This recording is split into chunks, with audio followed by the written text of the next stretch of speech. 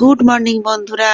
রোজকার মতো আবারও আমার দৈনন্দিন জীবনের রোজ নামছে নিয়ে হাজির হলাম। আজকের দিনের গল্পটা তবে এখান থেকেই শুরু হোক। Good morning. অনেক দিন পর আজকে ভাবলাম একটা ডেলি ব্লগ করব। আজকের দিনটা একটু স্পেশাল, অন্যরকম, তো সেই জন্যই মনে হলো তোমাদের সাথে শেয়ার করব। সকাল সকাল দেখতেই পাচ্ছ যে বাড়ির বাইরে আজকে চলে এসেছি রেডি হয়ে। আজকে আসলে এখন আমরা দাঁড়িয়ে আছি জুয়ের সামনে। আজকে আর্যর স্কুল থেকে জু ভিজিট, যদিও সেখানে পেরেন্টসদের কোনো ভূমিকা নেই। আমাদের বলা হয়েছিল যে জুয়ের গেটে ড্রপ করে দিতে বাচ্চাকে, আর আবার ওদের ঘোরা হয়ে গেলে এখান থেকে নিয়ে যেতে হবে, পিক করতে হবে। তো আমি ভেবেছি, মানে শাশ্বত এখন আমাদের নামিয়ে দিয়ে গেছে, আর যে ঢুকে গেছে, ম্যামদের কাছে দিয়ে দিয়েছি। তো আমি ভেবেছি আমি বাইরে এখন একটু ওয়েট করব, পরে টিকিট কেটে জুয়ের ভেতরে আমিও ঢুকবো। তো ও ভেতরে যখন থাকবে, এবার একদম কাছাকাছি যাবো না, কিন্তু আমিও থাকবো। তো আমিও ওর সাথে জু ঘুরবো, এরকমই একটা প্ল্যান রয়েছে।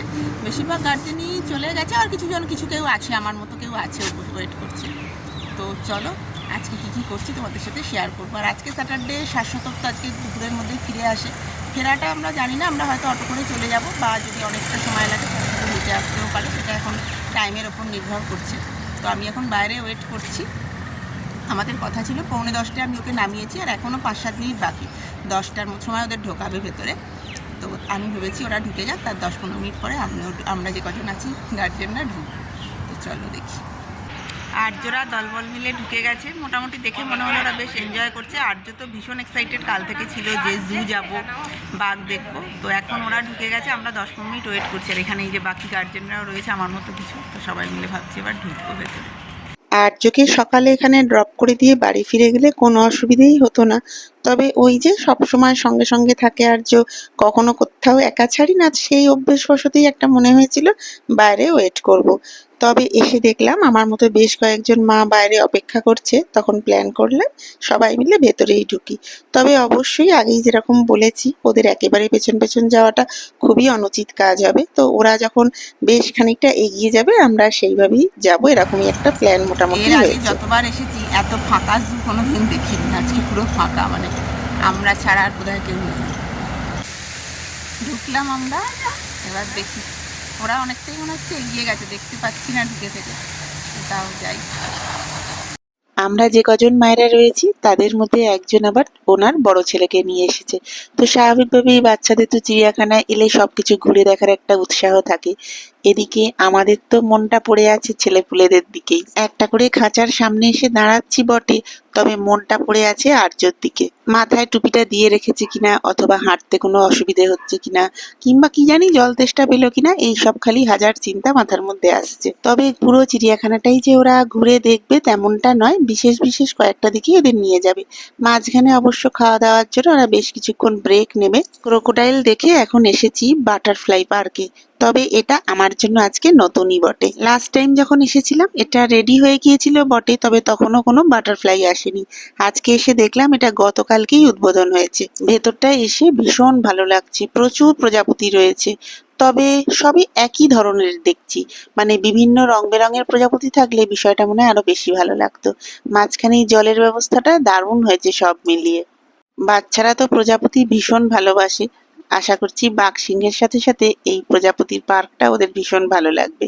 শীতের এবার শেষ বেলা, বিদায় বেলায় দেখছি শীতকালের কিছু ফোটা ফুল এখনো চারপাশে ছড়িয়ে ছিটিয়ে রয়েছে। এরপর পাখির কাছে এসেছিলাম, বেশ কয়েকটা পাখি দেখে আমরা চলে এলাম বাঘ মামার কাছে। চিড়িয়াখানায় এসে আর কিছু দেখি না দেখি বাঘ সিংহটা দেখতেই হয়। তবে যা বুঝলাম বাঘ বাবাজি এখন বিশ্রামে রয়েছে। আর্যদের স্কুল ছাড়া আরো একটা স্কুল দেখছি এসেছে। স্কুল থেকে এলে সাধারণত এই সকালের দিকটাই বোধহয় প্রেফার করে, যেহেতু চিড়িয়াখানা তখন ফাঁকা থাকে। জামশেদপুরের এই চিড়িয়াখানাটা পায়ে হেঁটে ঘুরলে ওই 1.5 থেকে 2.25 ঘন্টা মতো লাগবে। তবে বছর দুয়েক আগে একটা শীতের দুপুরে আর্যকে নিয়ে আলিপুর জুতে গিয়েছিলাম।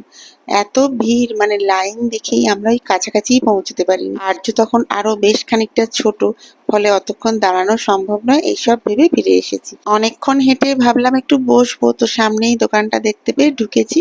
দেখা যাক কি পাওয়া যায়। পাওয়া সবকিছুই যাচ্ছে, তবে সবচেয়ে ঝটপট হবে ইডলি। মানে ইডলিটা একমাত্র রেডি করা আছে, বাকি সবকিছু হলে একটু বসতে হবে। তো স্বাভাবিকভাবেই আমরা বেশিরভাগই ইডলিই অর্ডার দিলাম, রেডিমেড যেহেতু ছিল। আমি চাইছিলাম গরম গরম 1 কাপ চা। তবে চা সবে হচ্ছে, মানে একটু সময় লাগবে, হয়তো 10-15 মিনিটই বসতে হবে। তবে আর ভাবছি অপেক্ষা করব না, এগিয়ে যাব। এখন এই 11:20 কি 25 বাজে, মানে আমাদের এই খাওয়াটা শেষ করতে করতে 11:30 বাজবে যা বুঝছি। আর আর্যদের বলেছে 12টার সময় নেওয়ার কথা। তো আমরা এতটা হেঁটে হেঁটে এখনও যাব, তো সেই জন্যই উঠে পড়লাম। আমরা একটু করে এগোচ্ছি, আর যেখানে ওদের স্কুলের গ্রুপটাকে দেখছি একটু থেমে যাচ্ছি। তো এখন আমরা এখান এপাশে রয়েছি, দূরে দেখতে পাচ্ছি ওই দিকটায় তো ওরা রয়েছে। তো আবার এখানটা একটু দাঁড়াই, ওরা একটু এগিয়ে যাক, তারপর যাবো। একদম সামনে গেলে বাচ্চাদের স্বাভাবিক মায়েদের দেখলে একটু অন্যমনস্ক হয়ে যাবে। টিচাররাও আছে, তো ওরা ওদের মতো ঘুরুক, আমরা একটু পেছনে পেছনে যাচ্ছি। তো মাঝে মাঝে দেখা হচ্ছে, মাঝে মাঝে আবার ওরা একটু এগিয়ে যাচ্ছে। আর ওরা পুরোটা হাঁটছেও না, ওরা একটু করে হাঁটছে, একটু করে ওদের আবার গাড়িতেও তুলছে। তো মানে সবটা যে হাঁটছে ওরা তা না, সম্ভব না ওদের পক্ষে এতটা হাঁটা। चल रहा है लेकिन टीचर लोग गोदी नहीं ले रही, उसको कैल्शियम का कमी है, उसके पैर में बहुत दर्द होता है। और अच्छा से दूध खिलाइए, नहीं खाना पीना उसको बहुत देखे हम तो अपने नंबर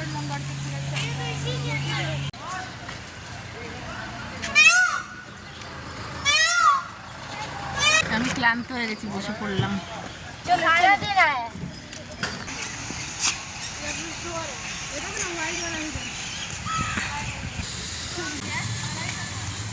আমরা ঘোরা হয়ে গেছে, ওরা আসছে, আমরা জাস্ট একটু আগে বেরিয়ে পড়লাম। এই যে আমরা বেরিয়ে পড়েছি, সামনেটা এবার ওয়েট করি, ওরা আসবে। আমরা বাইরে চলেই এসেছি, তবে টিকিট কাউন্টারের কাছে এই দোকানটা রয়েছে। এটাতে বেসিক্যালি বাচ্চাদের টুকটাক খেলনা রয়েছে, ঘর সাজানোর প্রচুর জিনিস, মেয়েদের ব্যাগ, নানা রকম শৌখিন জিনিসপত্র রয়েছে। তো ওটাতেই মনে হলো একটু যাই। ঢুকে যেটা দেখলাম নেয়ার মতো অনেক কিছুই রয়েছে, মানে টুকটাক শৌখিন ঘর সাজানোর জিনিস বা প্রচুর সফট টয়েস রয়েছে, যেগুলো বেশ ভালো লাগছে দেখতে। তবে আমার যেটা মনে হলো মার্কেটে থেকে দামটা বেশ বেশি, মানে অনেকটাই আমার বেশি লাগলো। তো স্বাভাবিকভাবেই আমি কিছু নিইনি। তবে চাইলে টোকেন গিফট দেওয়ার মতো বা টোকেন কিছু নেওয়া যেত, মানে ছোট পেন্সিল, পেন, চাবি রিং, পার্স, এই ধরনের জিনিস ইচ্ছা করলে কেউ নিতে পারে। তো বেশ সাজানো গোছানো শৌখিন একটা দোকান। বাইরে এসে একটু ওয়েট করলাম, এবার ওরা আসছে।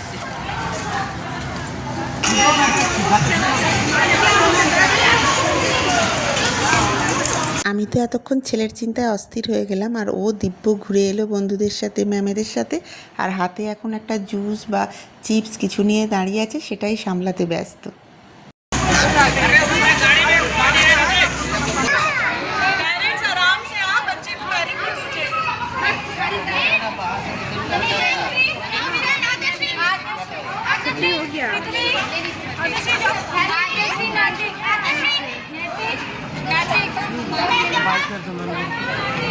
তাই তো, বা ভেরি গুড।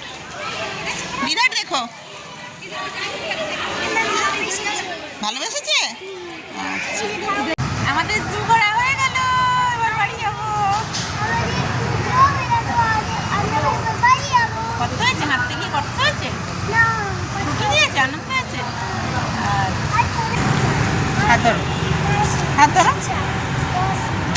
আমরা এসে গেছি, আসলে আসার সময় সুবিধেই হলো, আর্যর এক বন্ধুরা এদিকেই আসবে, তো আমাদের কাছাকাছি নামিয়ে দিল, একদম হেঁটে আর 1 মিনিট এই সামনেই ঢুকে যাব। তো সুবিধেই হলো, আসলে 12:30টায় আমাদের হয়ে গেল, মানে ওদের ছেড়ে দিল 12:30টায়, তো 7:30 সময় আসতো না, আর আমাকে অটো করতেই হতো।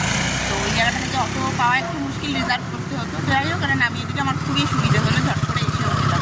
ওখান থেকে ফিরে আর্যর চান খাওয়া আগেই হয়ে গিয়েছিল, আর এখন শাশ্বত আসতে আমরাও খেতে বসে পড়েছি। আজকে একেবারে একটা নতুন অভিজ্ঞতা হলো আমাদের জন্য। আর্যর প্রথমবার স্কুল থেকে ঘুরতে যাওয়া বা এক্সকারশন যেটাই বলি না কেন। আর্যকে এখন বলেছি দুপুরে ঘুমোবার আগে বাবা মাকে একসঙ্গে বসে বাঘ সিংহ দেখার গল্পটা জমিয়ে বলতে হবে।